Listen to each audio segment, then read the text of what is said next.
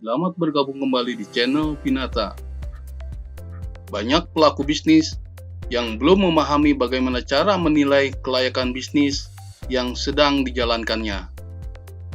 Pada dasarnya, para pelaku bisnis ini menginginkan besaran modal yang telah ditanamkan dalam bisnis bisa bertumbuh dan semakin membesar skalanya.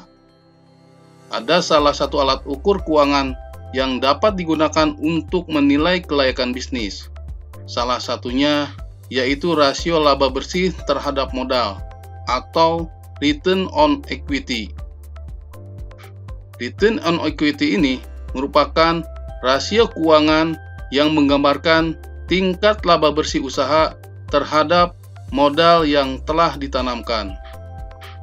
Berikut ini saya akan memberikan contoh bagaimana menilai kelayakan usaha dengan menggunakan alat ukur besaran return on equity.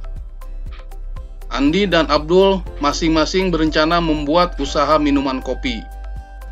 Andi membuat usaha kafe yang menyajikan minum kopi di sebuah mall dengan mengeluarkan modal sebesar 50 juta rupiah.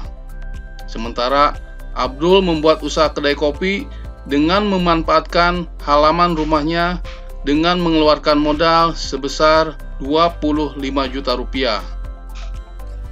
Setelah berjalan selama 1 bulan, usaha minuman kopi Andi di mall mampu menghasilkan laba bersih sebesar 5 juta rupiah.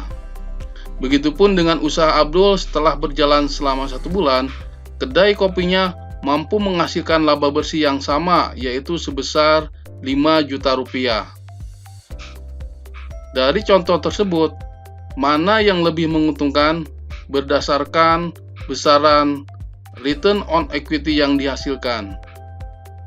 Mari kita hitung besaran return on equity untuk kedua usaha tersebut. Yang pertama, kita akan menghitung besaran return on equity usaha kafe Andi. Besaran modal yang dibutuhkan untuk membuat usaha minuman kopi di mall, Andi mengeluarkan modal sebesar 50 juta rupiah. Sementara laba bersih yang dihasilkan selama 1 bulan berjalan menghasilkan keuntungan laba bersih sebesar 5 juta rupiah. Sehingga besaran rasio return on equity atau laba bersih terhadap modal untuk usaha kafe Andi yaitu sebesar 10%. Yang kedua, kita akan menghitung besaran rasio return on equity usaha kedai kopi Abdul. Untuk menjalankan kedai kopinya, Abdul mengeluarkan modal sebesar 25 juta rupiah.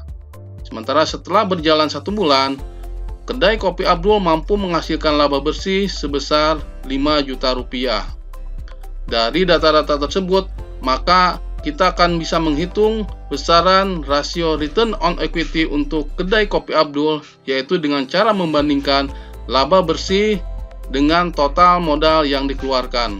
Sehingga besaran rasio return on equity atau rasio laba bersih terhadap modal untuk kedai kopi Abdul yaitu sebesar 20%.